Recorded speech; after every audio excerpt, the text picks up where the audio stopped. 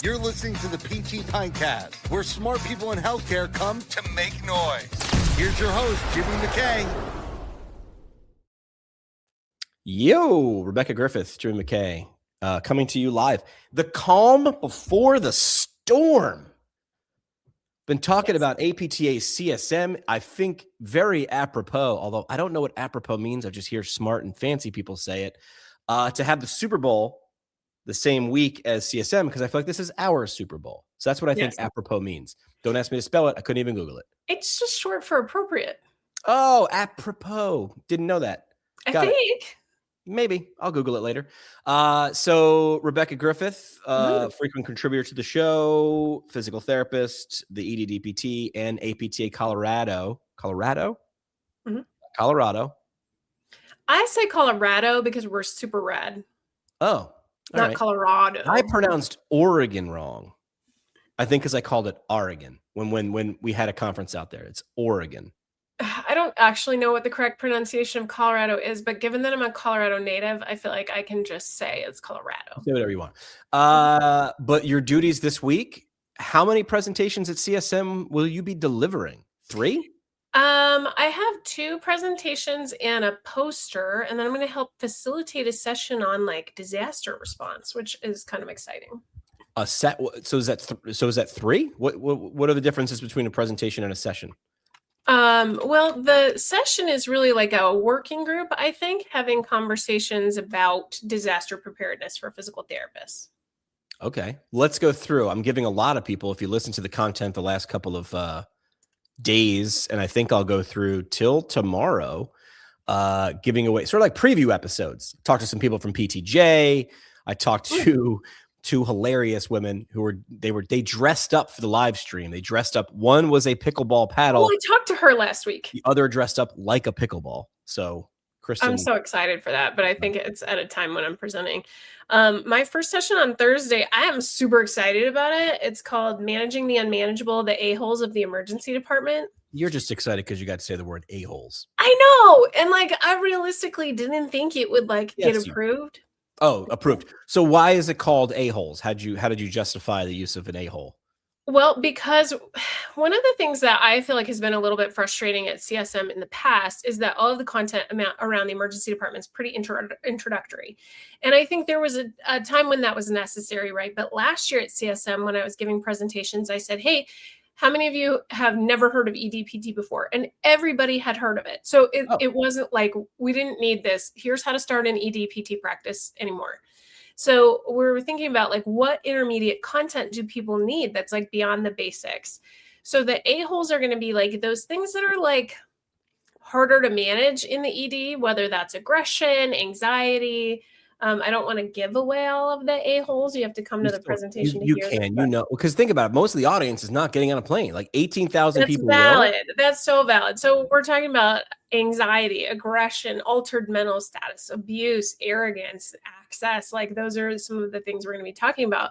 And like how you identify them, how you work through them.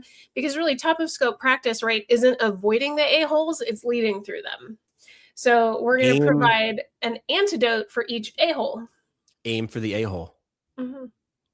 Don't avoid it. Nope. We're going to aim right for it.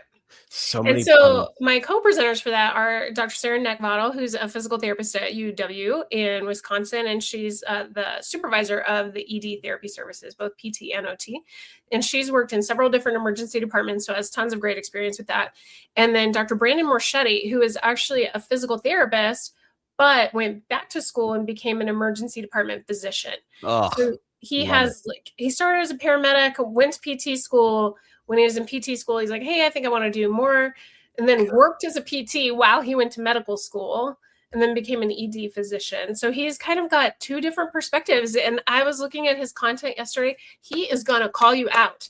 Like talk about like pulling somebody to the top of their scope. He is going to call you out because he knows those limiting PT mindsets and he knows where we could be and where we should be and where that gap is between the PT and the physician and why we need to step into that. He's been on both. He's seen both sides of the a-hole, the inside of the a-hole and the outside of the a-hole. Yep. It's a good view.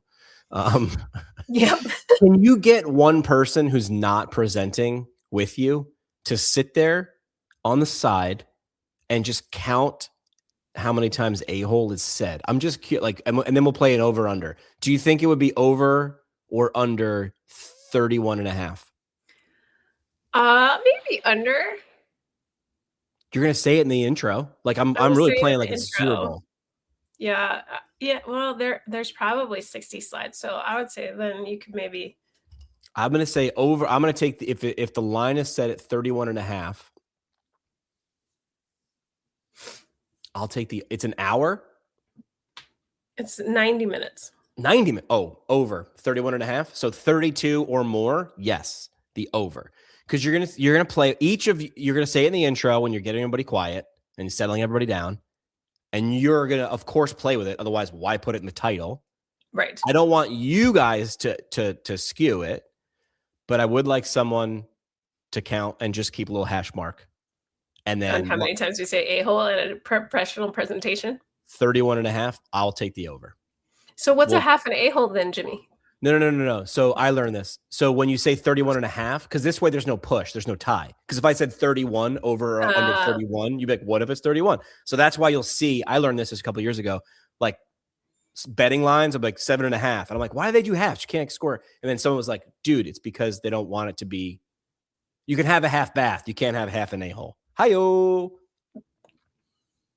So have someone count. And then if I win, if it's over, you have to buy me a beer at the hotel bar. And if you win, if it's under, which I do not think it will be, I'll buy the beers. Deal. Did you say where and when this was? I missed that. It's going to be Thursday at 8 a.m. in Hilton Ballroom D. Gosh, I love Ballroom D. It's my favorite ballroom. I feel like I think this is 9 or 10 CSMs for me. And I've been to all these cities, but I haven't really been to all these cities. I've been to Ballroom D, Salon F, Lobby 2 and all that. Convention Center A. Salon ABX. Yeah. And that's fine. All right. So that's one presentation. Mm-hmm. What's number 2? And then I get a little break, but I'm not even leaving the room. So 10:30 on Thursday, I'm giving a presentation called Hands-On in the Hospital, and it's about manual therapy and acute care. Wait a minute. You are quite literally back-to-back presentations in the same room? Yes. That has never happened. Has it? That's never happened. It has never happened to me. Last year when I had back-to-back presentations, I had to change buildings, but this time I'm just going to be in that same room. That's got to be some sort of record. Okay, and what's this one about? This one is Hands-On in the Hospital. So it's about using manual therapy in acute care. And so I'm presenting with Dr. Eric Fulmar, who's a professor of orthopedics at Northeastern University, and Dr. Chris White, who is an administrator at UC Health. And so he's a rehab director, like C-suite level director. So the premise is a professor, a clinician, and an administrator walk into a bar. There you go. And we're going to talk about we're going to have Eric talk about why you should be using manual therapy. I'm going to talk about how to use manual therapy in acute care. And Chris is going to talk really about those administrative barriers. What are those top level situational barriers that discourage physical therapists from practicing at the top of their scope in this setting? Got it. And why are you uniquely qualified to talk about this? Maybe something that happened several months ago in Reno. Yeah, and it's ironic because Chris and I have given this presentation before because we both feel really strongly about it. And that was while I was doing my manual therapy fellowship. But I just finished my fellowship last year. And so I'm excited to bring that forward. And part of what I feel passionate about is I feel like most of the people that go and they get their FAMT in their fellowship in manual therapy, they just work in outpatient clinics. They don't take that clinical skill. They don't take that clinical reasoning, that fellowship training, and apply it to different areas of physical therapy. So my hope is that somebody listening, whether they're an acute care therapist, an outpatient therapist, a home health therapist, will be like, oh, I really could level up my skill set. Even if it doesn't seem like manual therapy is the skill set that I need, I'd like to encourage you to open your mind about that a little bit. And maybe it's even just the clinical reasoning that you haven't had yet. I like that. All right. So that's your second presentation, back to back, Thursday morning. So you're going to get a lot of Rebecca. Yeah. What is what is the third thing that you're doing now? I have a poster. Nice. And let me pull up the title of it. So you have the poster? Could you put it on screen or no? It's not. I don't It's okay. know if it's ready to go up on the screen, but Do you know what? While you're doing that, I would like to talk directly to the audience. Do you know what I Yeah. do with posters now? I've done this for 2 years. I actually started at AOMT when I first figured out how to get the ChatGPT app on my phone. I will take a photo of a poster, and then I will say, explain this to me like a normal person. Give me in 10th grade language. And then it's like, blah, blah, blah, blah, blah. I'm like, give it to me in 3 sentences. Give it to me in what, so what, now what? And then I'll say, give me a really interesting, not like, give me a question to ask the person standing next to it that's thoughtful, that will get them talking. Instead of like, because I feel a lot of times when you're standing next to a poster, people just come up there, well, why didn't you? And then you're playing goalie. Like you're like, well, bang. Or block. they say, tell me about your poster. And I'm like, which is also a shitty question. So I did that. So I took a picture of it, put it in ChatGPT, and I'm like, give me what, so what, now what can we learn? And give me a thoughtful question that would be exciting for the person standing next to the poster to answer. And Rebecca, it works pretty well. I'm going to try it. Also, I did a couple of videos. Maybe I'll do this again. I take a picture of a poster and then I say, write me a short form video script in the style of The Cat in the Hat or Eminem or something. And then I make that a script and then I explain the poster in a video. Because the That's where science should go. are like the same thing. That's where science should go. I love that. Why wouldn't science? All right. So tell me about your poster. The poster's called Early Touchpoint, Lasting Impact, Orthopedic Physical Therapy from the Emergency Department to Return to Sport. And the story behind this is there was a student last year at CSM who was at one of the events and experienced a ankle fracture and dislocation at CSM. Oh, at CSM. At CSM, at one of the social events, unfortunately. It was a dodgeball injury. I didn't hear about this. Yeah. So we had hoped to call our content like duck, dive, dodge, Right. But so the poster really follows his journey from like that immediate triage by physical therapists, because they were the people right there when that ankle broke, through that triage in the emergency department, surgical stabilization, and then back to sport. And so a year later, what happened from that point of injury to now. So it kind of explores that. And you'll get to see the examination findings from like point of impact, so to speak, to discharge. Okay. Yeah. I like that.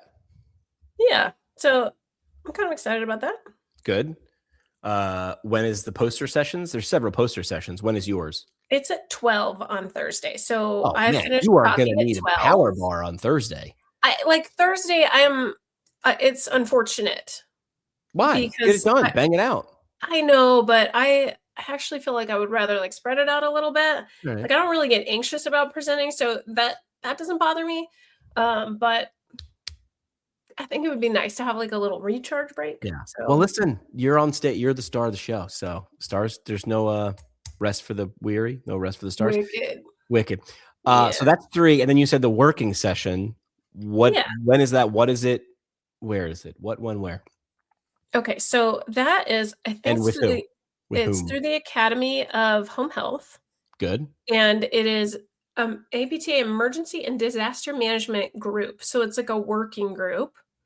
And that is on through Home Health, huh? That's pretty cool. Yeah.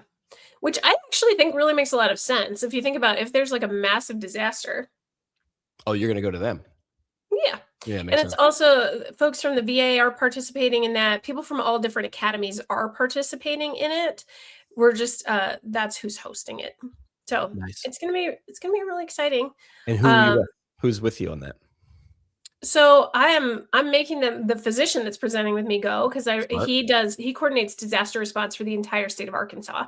What is his name again? Brandon Morchetti. That's cool.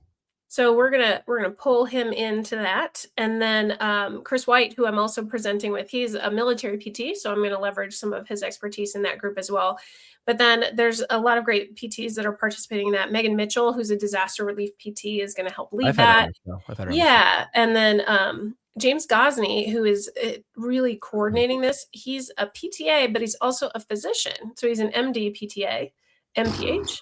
So he's got a very, very cool background, and he works for the VA. And so he's really pulling this together. So it's going to be talking about the role of the physical therapist and physical therapist assistant in disaster management.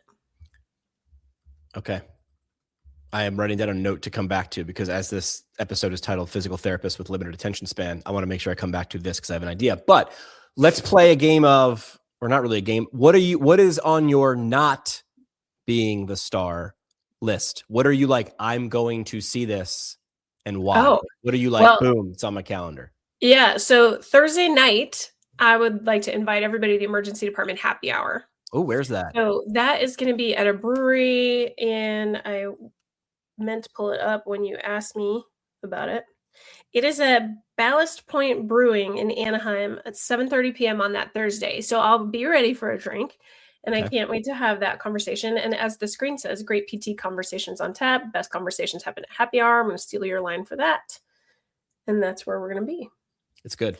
But other things that I'm excited about going to, I haven't had a chance to really look at the sessions that I'm going to, but I am participating in PT in the community, which is community service in Anaheim. So I'm looking forward to some of those activities. And then there's a lot of ED specific content that I'm looking forward to. And I posted that on my Instagram. So if anybody's like, how do I find the ED content? You can find it on my Instagram.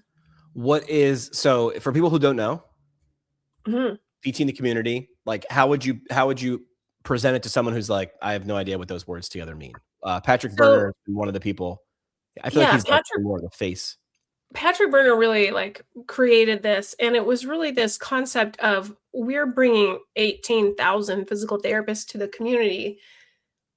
What are we doing for the community? And we talk about transforming society, and I always say, how are we going to ever do that if we don't go to society? So this is Patrick's way of getting physical therapists to society.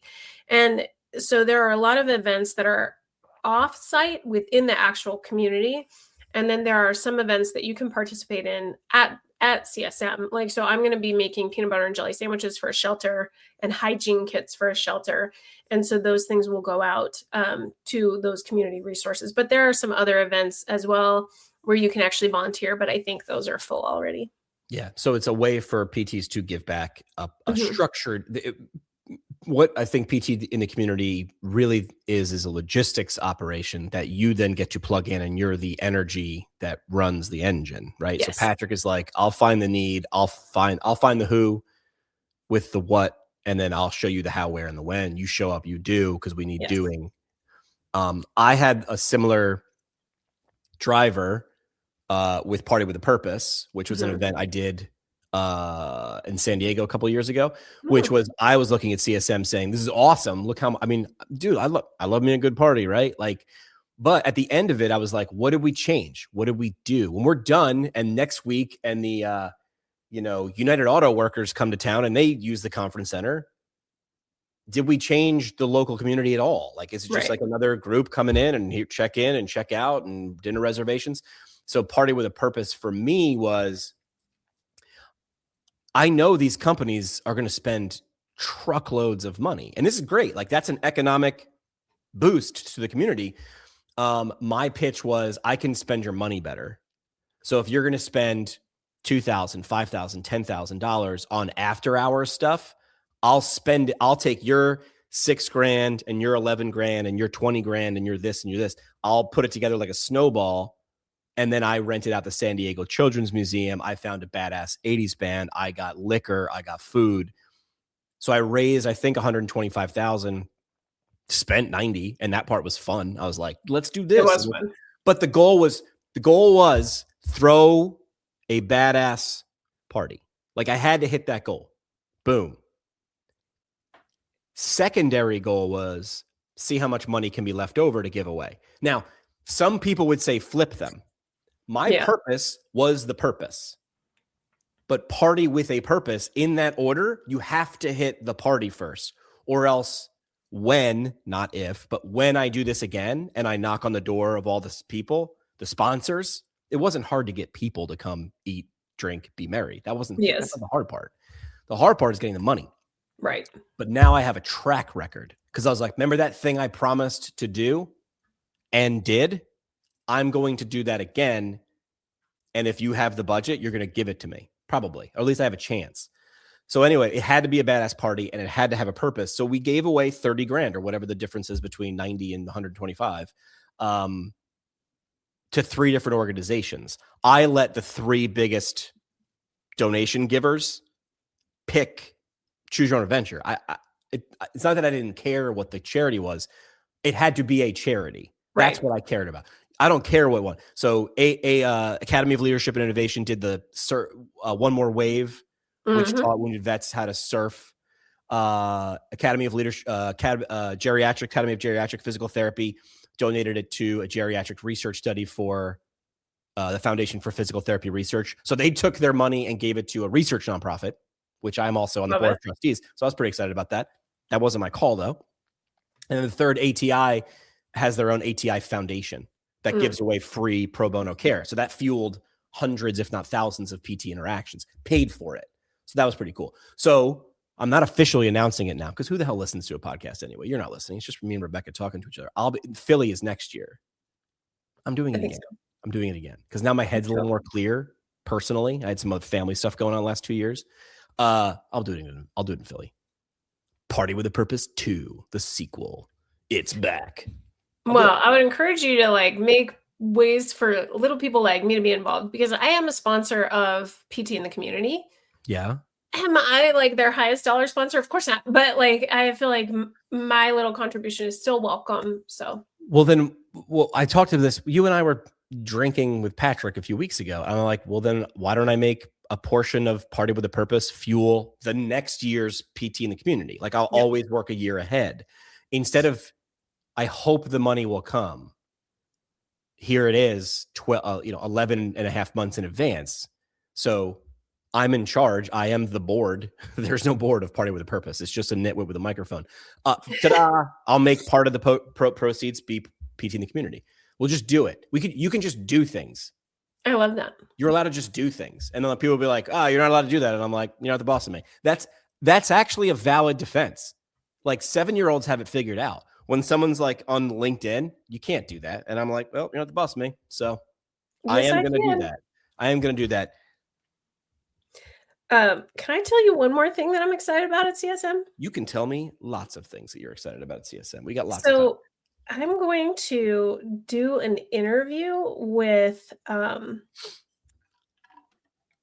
some folks at CSM, and I'm trying to figure out what the title of it is, but they're really highlighting Filipino-trained physical therapists. Oh, yeah. And I'm really excited about that. And one of the things that's going to be part of the interview is that I get to try snacks. Snacks? Yes. I get to try a bunch of different snacks from the Philippines.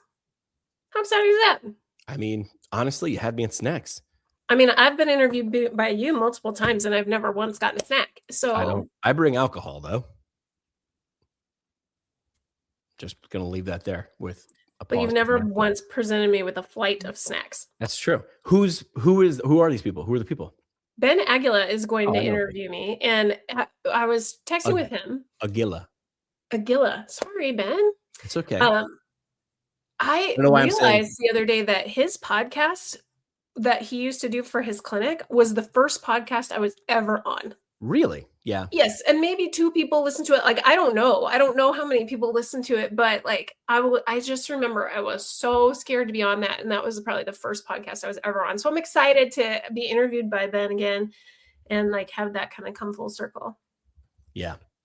So you're going to do that. So you're interviewing them. They're interviewing me because they're sharing some information around, APTA, and they're sharing information around the emergency department, and they're part of the Academy of Leadership and Innovation. ALI. Mm-hmm. Okay, good. That's one other thing that you're excited about. Anything else? I mean, this is sort of our Super Bowl. It's part learning. It's part social event. I mean, you have to saying it's not is just disingenuous. It is. Well, Wednesday, I'll spend the entire day in meetings as part of my role as APTA president. And really what happens there is the first part of the day is leadership meetings. And that involves like the board. It involves all the chapter presidents, all the academy presidents, all the people that are on appointed committees so that all of those like leaders are in the same room.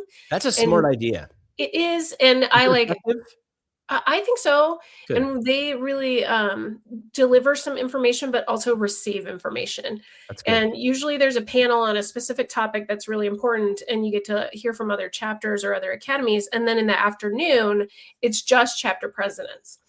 And what I like about that is like realistically, like I don't know what I'm doing. I'm showing up and I'm doing my best. And so to have an entire room of other people that are doing the same thing, the like learning is so helpful, and the brainstorming is really helpful, and the like, hey, what are you doing and how's that going and what did you do that worked and like what are you doing that's not working, so that we're all like not building the plane while we're flying it. Yeah. Because while there is some training, there's not a lot of guidance. No.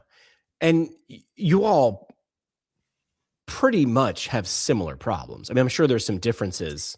They but do there's a kind of lot. divide us up sometimes by size. So like super small chapters versus mid-size versus large size chapters, because we have different problems. What would you consider Colorado? Where are you? I don't We're know the map. mid-size. So California, Florida, New York, Illinois, Texas. Pennsylvania, Texas, Mhm. probably.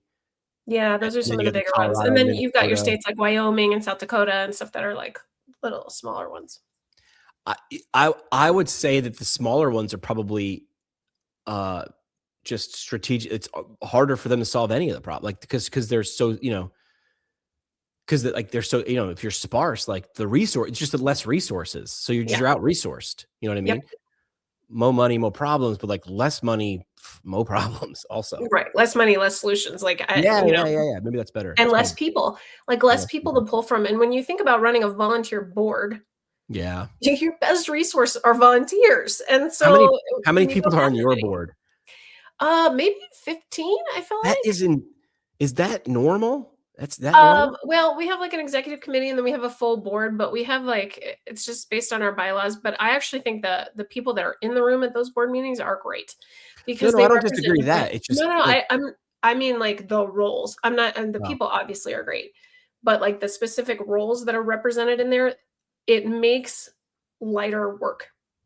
yeah, more hands make Mhm. light work.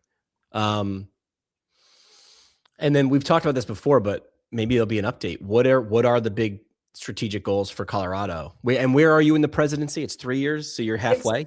It's 4 years. There's a president-elect year, and so I am halfway now. So I've did my president-elect year, my first year as president. So this is my second year. So I graduate in the fall of 2027. Got it. Our biggest our legislative season just started. So our biggest legislative priorities right now are MPPR, which people are familiar with from a Medicare perspective. Our state tried to do that for Medicaid last year, and we are codifying this year into law that they're not allowed to do that. So hopefully that will be a thing that will prevent them from ever going back to that, because the Division of Insurance was kind of like, well, we could just do that whenever we want. And we were like, let's not do that. And then the other piece, we want to focus on a little bit of practice expansion. We are going for sports physicals to be one of the healthcare providers that can perform sports physicals. And that we're doing that for a variety of reasons. One is increased quality, increased access for our athletes. Two, it's a revenue stream for our therapists. Three, like there's no reason, if you look at the form, why a physical therapist isn't trained to complete that. Chiropractors in our state are able to do that. So we've been collaborating with all of the different healthcare providers behind the scenes to try and move that forward. And I think we'll be successful with that. We've gotten a little bit of pushback. And then this last week, our occupational therapist actually went to the legislature for dry needling, and we've been supporting them with that. All these things that come up in Facebook comment sections about the issues that you're talking about, like, I'm glad that they're there, but that's not how they get changed. Like, no legislator is in the random Facebook group for PTs that you're in, reading the comments, that you can rage as hard. You can make as many great points as you want. That's not how change happens. I'm very sorry. It doesn't. But, and the other thing, what I'll tell you is frustrating to me about those comment sections is that realistically, the APTA is just volunteers like me, people with 3 kids and 3 jobs who are going to meetings 5 times a week, trying to move these legislative priorities forward, trying to protect your practice, trying to also, on top of that, offer you CEUs and discounts and other things like that. But realistically, like the work is happening for you, whether you see that work or not. And sometimes I will tell you, as a volunteer, reading those comment sections is really discouraging. And it makes me feel like the work doesn't matter to our members, even though I know that it does. Yeah. I mean, I'll give you advice. I mean, I get sucked up in comment sections. I take crap all the time, but that means I'm saying something that matters, right? Like, because if you don't have anybody who dislikes what you're doing, it means you're not doing anything. Yeah. No rock boat, no ripples. Yeah. Those people were never going to be in the arena anyway. Like, I would encourage you to read You've read FDR's Man in the Arena, right? I haven't. Are you kidding me? Oh, you'll love it. It's a poem or a short story, but he's like, I'll write that down. It's all about it's not the critic who counts. It's the man in the arena. It's like you're in the arena. So it's like you can lob tomatoes from the top roof, the top row, all you want. You're not in the arena. Like, have you fought? You can have opinions are like a-holes. Hi-yo. Bring it back. Everybody's got one, and it's usually full of something. Well, I have to tell you, I've actually been really getting great feedback from our members lately, and even people who are non-members. Like, I ran into a member of mine at Graham Sessions, and she was like, "Thank you for what you're doing. Like, we can see the difference that it's making. Your board is extraordinary." And I would absolutely agree with that. So, and I had another incident where I was at a PT clinic with my son, and another physical therapist came up to me, and he's like, "Oh, I heard you're the APTA president," and I was like, oh no. Like, I braced myself. I was like, first of all, this is kind of awkward timing, and I'm not like in APTA mode. And it kind of like made me a little bit nervous. And I just was ready for it. And he said, I just want to say thank you. Like, thank you so much for all the hard work. And I was like, wow. Cause usually those are not the comments, right? You usually get more of the complaints than the compliments. So I was thrilled to go home and email my entire board and say, the work you're doing matters and people are noticing it. And thank you. Like, thank you for your time and effort. So there's a parallel too, right? Yesterday was, I don't know if you saw this. There was a football game yesterday. It was I saw the Bad Bunny concert. It's televised. So it was a football game played before and after a Bad Bunny concert. Here's the thing. There was an alternate halftime show. Here's the thing. Great. Yeah. There is also an alternate version of APTA. And here's what I think. Great. I have taken crap because I ask questions. Jimmy's a question asker. You are. I was a question asker at 6, at 16, at 26. I have a degree, this will shock you, in journalism. How did that fit? Right? I got my new NPR shirt. You can figure out what AF stands for. So I am all about the questions and the answers. So if you want to have a different Super Bowl show, great. Do that. If you're an alternate version of APTA, great. Do that. Here's my only rub. If I ask you a question and you give me a non-answer, I'm not going to stop asking that question. Yeah. I'm not going to do it. If you don't like the APTA, don't join. Yeah. Right now I have a poll going on LinkedIn and Facebook right now. I'm just asking people, are you an APTA member? Yes or no? That's it. And then if they go in the comment section, I did not prompt it, but people go in the comment section and they say why they're not or why they are. And then I just simply keep asking questions. One woman was like, I've been a member since 1996, but I'm thinking about leaving. And I said, awesome. Why? No, but hold on. Don't cover your face. Why? And she's like, well, I was brought into it as a student because I was told I had to. And I own a business now and I don't feel that they're doing enough for reimbursement. And I wrote back, that sounds fair. Let me ask you this. What was your expectation? What did you think when you write the check every year? Now it's just auto deposit or auto withdrawal, whatever. And she was like, well, I think that's fair. I guess I don't have an expectation. And as a PT, I would say, you didn't know the goal, but you definitely know you didn't hit it. Well, we had an event for early career professionals and students the other day, and we had breakout tables. And obviously my table was talking about the APTA. And one of them said, hey, like, I've been a member, but I don't use any of the things. What? And she was like, why should I still be a member if I'm not really using those perks? What'd you say? I said all of those things that you're talking about, those are sprinkles. The real value is in what the APTA does for you when you're not looking, right? No. Like when hold on.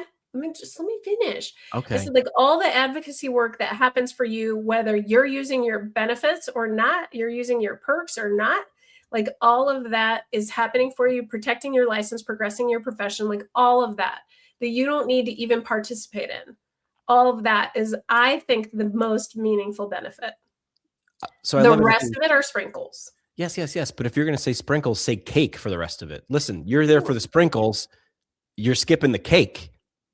I know sprinkles get attention, like, 20% off on New Balance sneakers and 15% off on Enterprise rental car, which I've never used any of these things. It's people. The answer is it's a group of APTA has done a large lift of getting a bunch of people together who have similar problems and similar gripes and similar situations. That's the value. Hard stop. If you're not, here's the thing. I said this on LinkedIn the other day. I think to the woman who was like, well, I have my membership, but I don't get anything out of it. I was like, does this parallel a little bit like I have a library card, but I never got a book? And then I'm mad at the library because I'm not smarter. Pause for my dramatic effect. What do you mad? They're still smarter. Like, they still are consuming the cake, whether they know it or not. Right. So that's the thing about the library versus APTA. APTA is doing other things. You might not see them. It might not be fast enough for you. All valid, I guess. But like, I like the library analogy, which is like, we gave you access to gestures wildly, all of this. And what did you do? And you're like, well, nothing. I thought you were just going to read it for me. And it's like, well, that's not how reading works.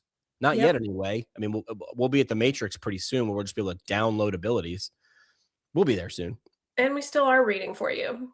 Right. And realistically, we are also doing that. We just may not be reading the way that you like, at the volume you like, at the pace you like, or the book that you want. I was in front of APTA. I did a conclave for APTA New Jersey. I did a thing there for a couple of weeks ago.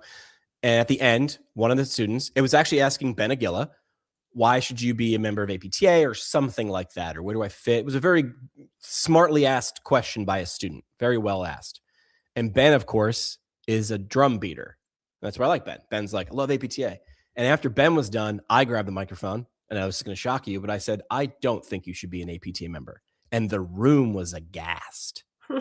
And then I said, unless, because I knew I had their attention, unless I want you to go take a look around before you drop $500. What do? Be a informed consumer. Yeah. Hey, what do you do here? Look around. You mean to tell me there's nothing you can find in 50 state chapters, 51 state chapters, because I'm counting DC, CEU, 18 components, and a gajillion little SIGs in every one of the components in every one of the states. You can't find 3 things worth $500? Well, really? Let me tell you about somebody that came to the event. This man walked in, and I was like, okay, he seems older than like the average age in here. And I struck up a conversation with him, and he is from Venezuela. Ooh, I like how you said that. He sort of had to immigrate to the United States under duress, right? And it was a physical therapist in Venezuela. And so he's doing his transitional DPT. But in the meantime, he got a license to work as a CNA, and he got a license to work as a medical interpreter.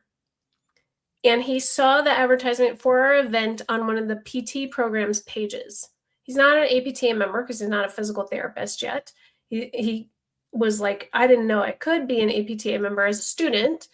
And so he's going to graduate, I think, in June with his transitional doctorate, and like is doing all of this. So when we talk about like getting out of it what you're putting into it, like he's just showed up here and like done the most. And it was so nice to have him in this room with early career professionals and students and be like, this is where what you could do. I did a video not long ago and took crap for it where I compared it to buying a gym membership. No, I liked that video a lot. And I was just like, so you are mad at the gym that you don't belong to or don't work out, and somehow it's the gym's fault you don't have muscles. Like, I have looked and looked, and maybe I'm wrong. Listen, I love saying I'm wrong because it happens so infrequently. No, I love saying I'm wrong. Show me where APTA said we're going to solve all your problems. Yeah. They don't. Maybe, not that I've seen. Prove me wrong. Show it to me. Talk to Kyle Covington. Kyle's president. He's the biggest drum beater right now. Kyle's not out there saying we solve all your problems. No. He's saying we're trying to solve some of these big ones. You don't like how fast it's going? Tough. Have you ever seen A Few Good Men with Jack Nicholson? Have I seen A Few Good Men? It's like one of my favorite movies ever. Yeah. You know that part where he's like, pick up a weapon and stand a post? On the wall. Yeah.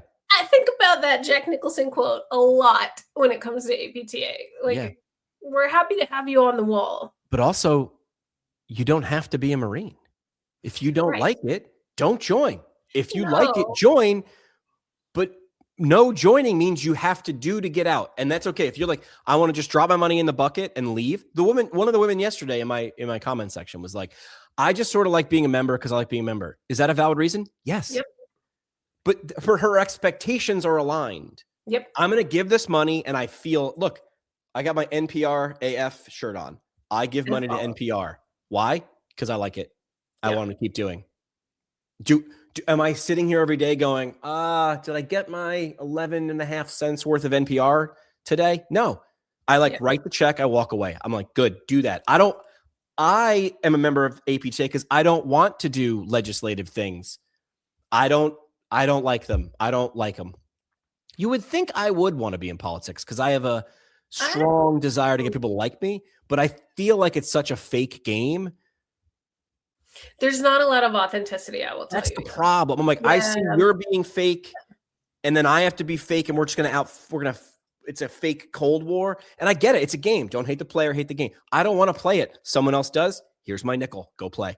I don't want to do it. What I have found in this role is that when I am meeting with like the presidents of the other associations, like the Chiropractic Association, the athletic trainers, the occupational therapists, like the authenticity is there. And when we strip those barriers between like, well, we'll have their lobbyists talk to our lobbyists and that legislator talk to, like, when I go directly to the people and I'm like, hey, I feel like this might be a conflict. How can we have this conversation? So I went to happy hour last week with the athletic trainers in Colorado. Of course you would. Because the best conversations happen at happy hour. Yeah. And I was like, tell me all your concerns about PTs doing sports physicals. And we went through them one at a time. And we had a beer and some really good French fries. And in the end, I felt really good about how that went. So I found the authenticity. Happy hour isn't where the problem is solved, but it's where the idea might be born that eventually leads to the process of the execution of solving the idea. That's it. Yeah. I'm very sorry, people. There's no curtain. Conversation where you can have it without like following Robert's Rules of Order and not like playing hearsay through people who don't actually do the work. Yeah. So I've been really happy about that. Good. So I'm going to turn this conversation back to CSM for a minute. Go ahead. Yeah, we should. Okay. So what do you feel like? I saw that you made a post the other day about like what people should know if they're going to CSM for the first time. Did I? I did that? What did I say? Help me out. I think it was like drop your advice for. Yeah. So I know you have really good advice about that, and I want to talk about it. All right. So this is a social event wrapped in conference. Yes. So number one, it's a buffet. Get a little bit of everything. Don't go there for one thing. I mean, that's just my advice, though. Take everything with a grain of salt. Do a little bit of this, a little bit of that. So when you're planning out your conferences, there's 8 or 10 hours worth of conferences stuff a day. Don't plan to go to 10 hours. Go to like 6. Like you need to be a human and do other things and have lunch. So number one, go find your A sessions. When you're looking through the bajillion of sessions, find your 1 or 2 a day that are like cannot miss. This is what I need. Yeah. And then line up a couple of B sessions and maybe a C session. Now some of these sessions should be outside of your area. If you're an acute care physical therapist, you should go to something I'm making this up, women's health or pelvic health, or ortho, whatever. Do the weird because there's a straight line between any 2 points, not just some. There's a straight line. You'll find something. Well, and we silo too much. And one thing. Oh, the irony of it it's called combined. Sorry, you froze there for a section. The irony of it calling combined sections, meaning we come together and then split apart into sections, is not lost on me. Right. But I think of it as an opportunity for you to open the door of each of those sections. Yeah. There's not even doors. It's just a doorway. So lock in what you're doing. Do something weird, a little bit of nonsensical. It'll make sense. If you sit in a bad session and you realize this isn't for you in the first 5 minutes, leave. You're not going to piss. I'd rather have you leave. If you're in my session, you're like, not for me. That's not just great. Not for you. Yeah. Find something. I want you to be happy. It's like dating a girl in high school. If you're not with me, go find happy. Practical advice. You're a human. You're going to crash. Bring snacks, eat often, drink often. It's like a casino. You're not going to know what time it is or what day it is or what time zone it is. Meet people. Again, it's a people game with wrapped in a Bring an conference. electronic business card. I don't even do that. I just go, what's your LinkedIn? I use an electronic business card and it works really well. You could do that. Bring a battery charger. Yes. Like a portable battery charger. Bring granola bars. And if you're a Diet Coke drinker, bring your own Diet Coke. Most convention centers have a contract with Pepsi. Really? See, I don't even notice that. I'm not a Coke drinker. Smart money move is land and do a DoorDash run or an Uber run to a grocery store and buy everything you think you'll need for 3 days and put it in your room, because it's mathematically it's going to play out. Yep. The lines for coffee are bananas, so get like an iced coffee and put it in your hotel fridge. Snacks everywhere. Make as many friends as you can. Make as many friends that don't make sense as that do make sense. And then what were we going to say? I was going to say, I know that people are like, well, if this session's on demand, I can watch it later. Here's the thing about that. If you're really interested in that session, I think it's always better live, and you can't talk to the presenter on demand. So if it's a session you're really interested in and you want to ask that presenter questions, go to the session. Like, don't just say, oh, I'll watch it on demand later. Because also, like, will you? Yeah, I always tell myself that, like, I'm going to watch it on demand, and then I never do. Yeah. It's like taking screenshots of things or pictures of slides. Right. You're going to be like, what? I don't know what. Listen, I can listen to Foo Fighters anytime I want because I have Apple Music. But if Foo Fighters were in town. Exactly. And I'm seeing them in person. As a speaker, I want you to ask questions. I want you to come up to me and talk Holy to me. crap. I'm in the room to do that. I'm in the room to connect with you. I'm in the room to answer your questions. I'm in the room to give you this content. I want nothing more than to do that. So you're not a bother. You get up at the microphone, ask the question, come up afterward. We're not scary. Questions are good. Making it about you is not good. But more of a comment than a question, really. Yeah, more of a comment is not a question. Did you see that reel that was like this guy like lifting weights and like throwing really big heavy things, and it says, just out here training for when my friend's giving a presentation, and someone stands up at the mic and says, I have more of a comment than a question. Yeah, I was like, get out. I like that energy. I like it, but the average, like, because I like live and I like going weird, I can do it. I mean, lots of people can do it, not just me, but like, be respectful of it's not your comment, more comment than question is not disrespectful to the presenter. Correct. It's disrespectful to everybody else in the room who wants to hear the answer to a question of the presenter or presenters. Right. That's why it's not cool. Right. Like, I don't mind you like giving your comments and your thoughts. Like, I'm more than happy to hear that, but maybe come give me the comment afterward. Correct. So that the people who have questions can ask that question to the room. Correct. There's not unlimited time. Right. There is a lot happening after hours. There's a lot happening now. APTA's, I think, done a pretty good job of doing like weird stuff. There's a puppy bark park. Yeah, I wasn't cool enough to even get any time in there last year. They just hand you dogs. Yeah. You're not allowed to take them home. I just want to stress that again. We had someone try to leave with a golden doodle. I made that up. I'm only kidding. That didn't happen. But they're just dogs. It's a stress reliever. Just dogs.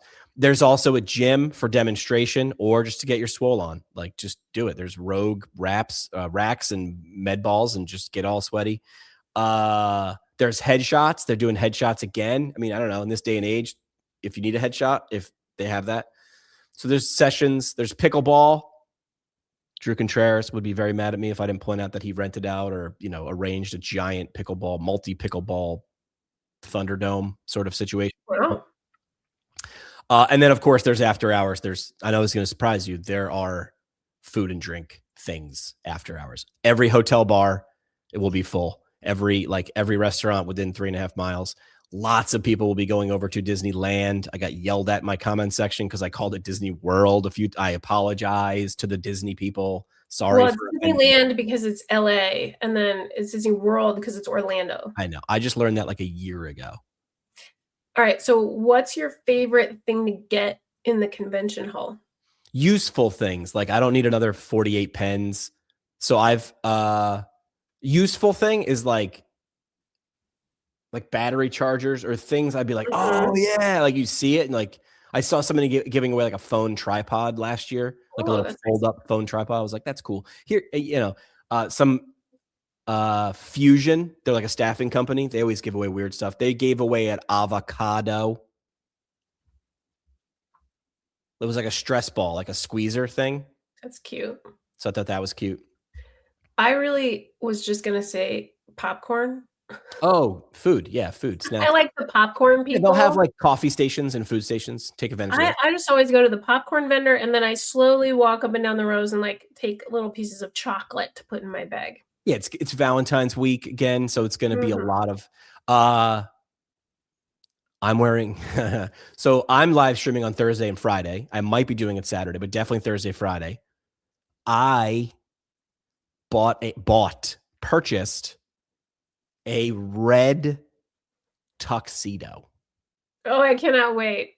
So I have a red tuxedo, black lapels. That's my outfit.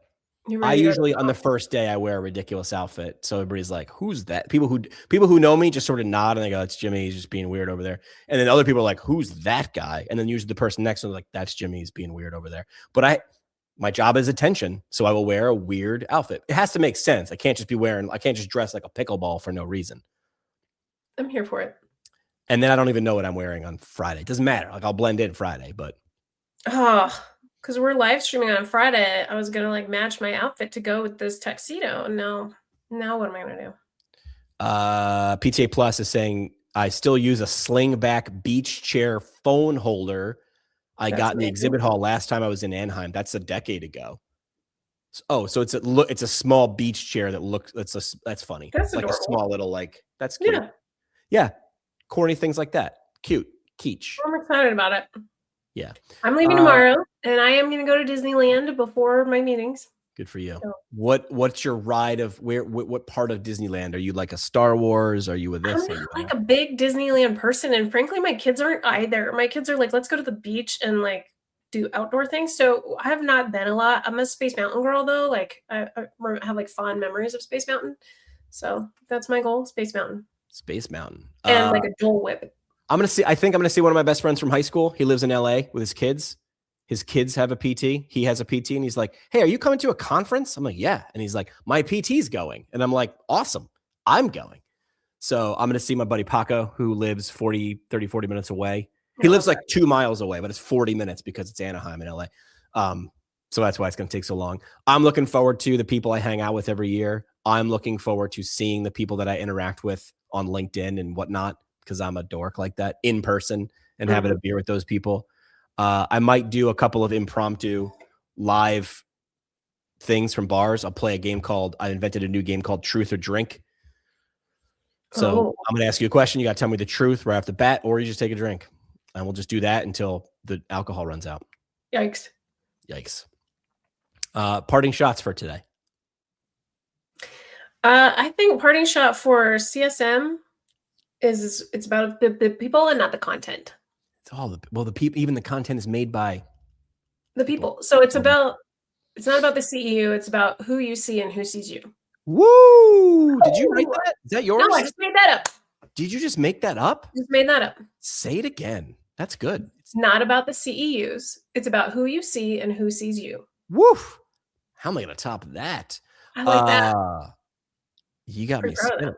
That's a good one. You get out what you put in. If you go and you're a passive passenger princess, you're going to get nothing out of this. If you are an active participant, you will get active participant rewards. Luck favors the people who take the leap. I will see you in just a couple of days, Rebecca Griffith. Sounds good. That's it for this one, but we're just getting warmed up. Smash follow, send it to a friend, or crank up the next episode. Want to go deeper? Hit us at ptpintcast.com. Or find us on YouTube and socials at PT Pintcast. And legally, none of this was advice. It's for entertainment purposes only. See, Keith, we read the script. Happy now?